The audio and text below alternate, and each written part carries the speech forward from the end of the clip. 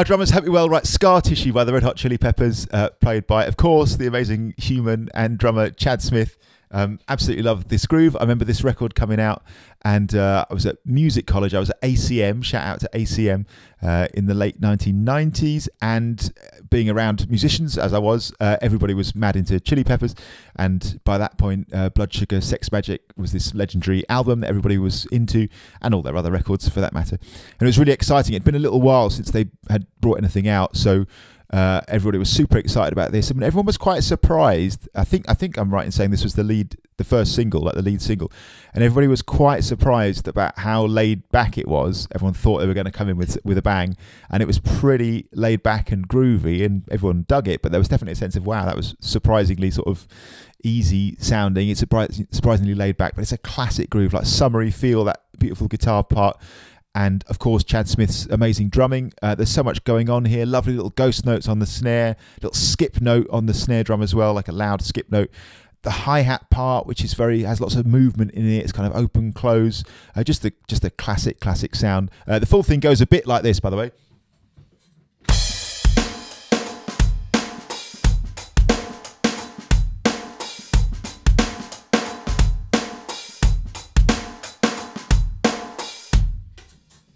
So there isn't one like bar you could say this is the beat from Scar Tissue. It's like a time feel, right? It moves around a little bit, but there are definitely some very distinctive repeating features.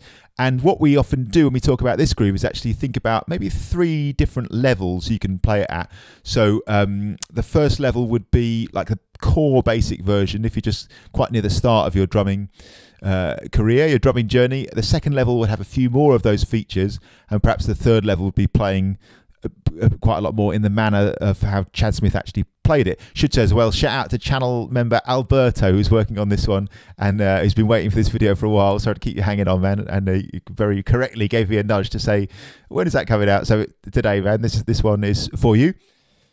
So let's do the basic version first. This is just if you're getting started on the drums. That would be something like this.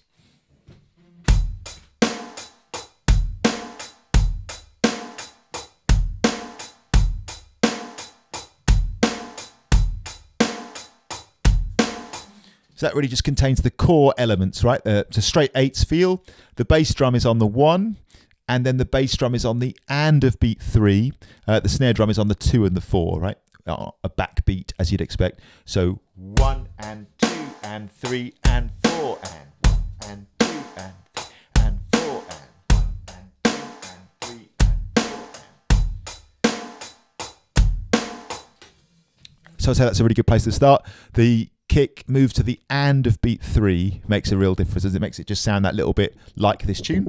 The next level up, I would say, is adding in the funkier bass drum that's on what we might call the of beat 1, the last 16th note of beat 1, and the skip note, so-called, on the snare drum, which is on the of beat 2. So this time, in level 2, we're going to go 1 and 2 and 3 and 4 and 1 and 2 and 3 and 4.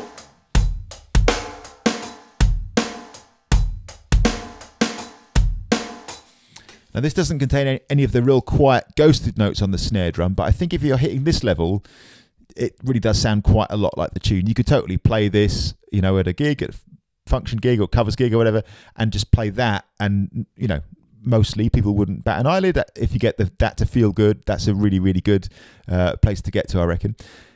This has got 16th note swing to it, or we say it's swung with a 16th note swing feel.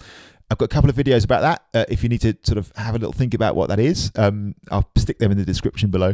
Long story short, the that funky bass drum, and the on the snare drum as well, on the of beat 2, they're played a little bit later than they would be in the straight feel. Straight feel, 1 and a 2 and a 3 and 4 and. So that's not quite right, is it? It's 1 and 2 and 3 and 4, and it's got that kind of, well, swing to it. It's got 16th note swing, that kind of swaggering feel.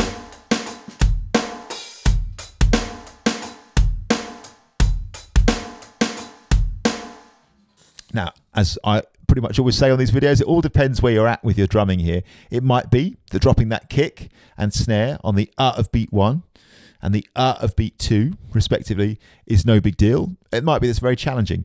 If it's challenging, take your time, break it right down. 1 and a 2 and a 3 and 4 and 1 and a 2 and a 3 and 4. Often drummers near the start of their drumming find that when a so-called skip note comes in, a note that's on like an upbeat 16th like that, often what they find is instinctively their hi-hat hand will want to go with it. So if you're quite near the start of your drumming, you might well find that instinctively this happens. And that's fine. That doesn't mean you're not talented or anything other than you're normal. It just means you've got to break it down and just, you know, you could take each individual moment of this groove, each beat, right, each quarter note, and just show your hands and your feet each moment. So I'll do that quickly now. Beat 1. 1 and 1 and Beat 2. 2 and 2 and So that's the first half of the bar. Let's put that together. 1 and 2 and 4 and 4 and 4 and. In the second half, 3 and then 4 and, basic version. So that's a bit simpler. 3 and 4 and. So let's do a quick slow to fast to slow on this sort of level 2 version. Here it comes. 3 and 4 and 1 and a 2 and a 3 and 4 and.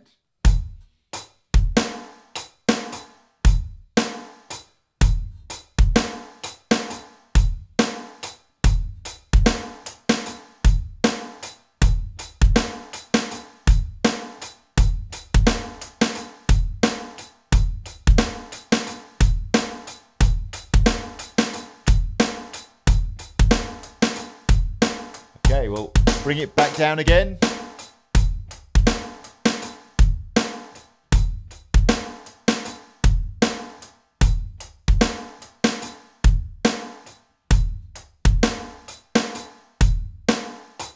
All right, and that's a pretty good level to get to. Like I say, if you're doing that, it's going to sound pretty authentic. But a really nice finishing touch is to add 2 other elements. One is the ghosted notes on the snare drum, which are quite varied. So again, this is like it's like a time feel. There's not like this isn't the drum beat, as in there's a 1-bar loop. He's changing it around. He's doing what a musician does when they plays a song. This is one of the best things about having a musician playing the part is there's little variations, little changes. It's got a natural human flow to it. And there's also the hi-hat stuff. So the hi-hat typically opens on the and of beat 4, but it opens in some other places sometimes. And in fact, it sounds like very often this is true. If you watch Chad Smith play, his left foot is quite active, isn't it? Sort of keeping time with his heel and stuff. And very often that causes the hi-hat to open slightly. And so you're getting a kind of very natural, very human feel on the hi-hat. That's quite difficult to replicate on the V drum cymbal here. So I'll probably in this video just stick to playing the open hi-hat on the and of beat 4. Anyway, let's think first of all about the snare drum ghost notes. The typical place for ghost notes, like I say, it moves around quite a bit. The typical place for ghost notes, which by the way, if you don't know, are super quiet notes that we play right next to the snare drum, as close to the drum as we can and still play clean. Like the lovely Dorothea Taylor says, like hitting an egg where you want to tap it but not crack it. The typical places are on the E of beat 1, like this.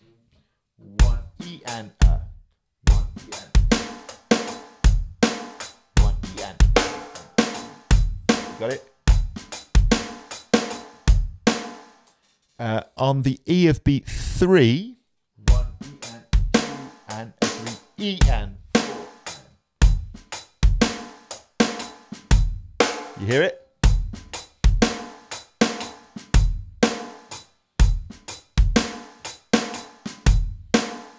And then perhaps on the E, in fact, of beat 4, like after the snare drum.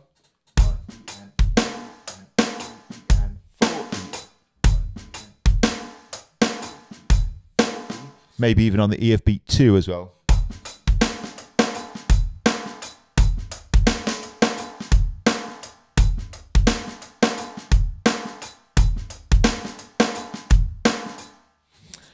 creating like a kind of delay or echo effect. Basically a double stroke, isn't it? When you hit your loud snare drum backbeat, you play a quiet ghost note straight after. This is a really nice exercise in building up your ghost notes. On top of that, like I say, very often the hi-hat opens on the and of beat 4. So I'm just going to do a slow to faster slow here. I'll tell you what I'll do, I'll play the ghost notes on the E of beat 1, the E of beat 3 and the E of beat 4. And I'll open the hi-hat at the end and I'll go slow to faster slow. So this is our level 3 version. This is like as close to Chad as we can sum up in a 1-bar loop. Here we go. 1, 2, 3. We're starting slow here.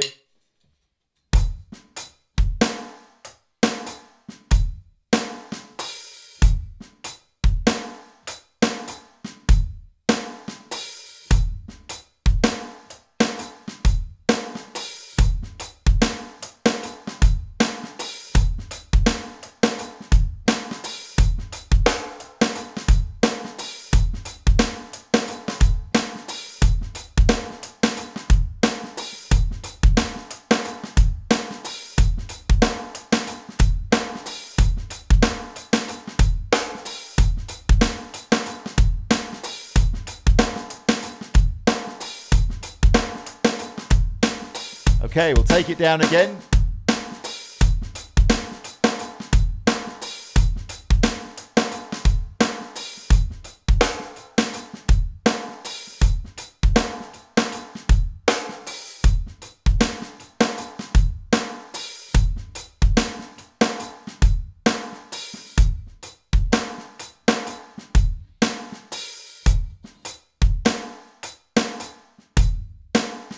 Last time.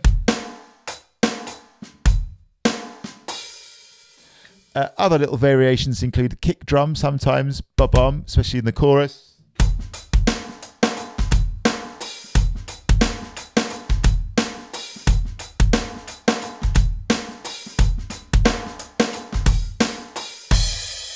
And then, yeah, more open hi-hats, as I say.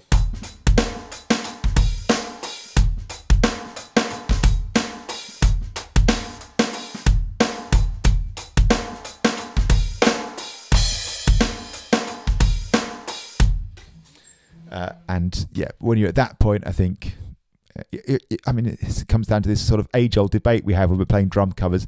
At that point, do you want to play exactly what he played bar by bar? Probably not, man. At that point, you want to sort of do what he did, which is play some variations, right? And you know, when even the band themselves play this song, he won't play exactly the same ghosted notes in exactly the same place as he did on that day in 1999. He'll make some changes himself, and that's completely cool. It's about nailing down the feel of the thing. So first level, just kick, snare, kick, snare. That has a little flavor of it and will work. Second level, no ghosted notes, no open hi-hat, but boom, da ga, boom, ba, boom, da ga, boom, ba is a nice way to elevate that. And then the third level, which is really cool if you can do it, is the ghosted notes plus the open close hi-hat as well. Hope that's useful, and thanks for watching as always. Really appreciate it. Like I say, shout out to Alberto, and really appreciate your support and your enthusiasm, and a great choice of groove, man. I can't believe I never made a video about that before, or at least if I have done, I've forgotten. So thanks for that, and thanks for watching as always. Really appreciate it. Thanks to everyone who supports this channel. Can't tell you how much I appreciate it via my Buy Me a Coffee support page. Thanks a million to all the lovely people who buy me a coffee. Thanks so much. And to the channel members like Alberto there, I can't tell you how much I appreciate that. If you've found these videos useful or helpful or entertaining in any way, and you're in a position to, please consider supporting this channel. If you'd like to become a channel member, I can give you drum support. I'll give you a practice plan. We can check in for a meeting on Zoom or even face-to-face, draw up a practice plan for you. And then I'll be on hand to give you feedback as you go along, make changes to your plan as you like. You also get members videos, video responses, a whole load of other features, access to Zoom, future Zoom and face-to-face lessons if you want them. And like I say, details in the description below or above, depending where you're watching this, if that's of interest. Thanks a million. See you soon.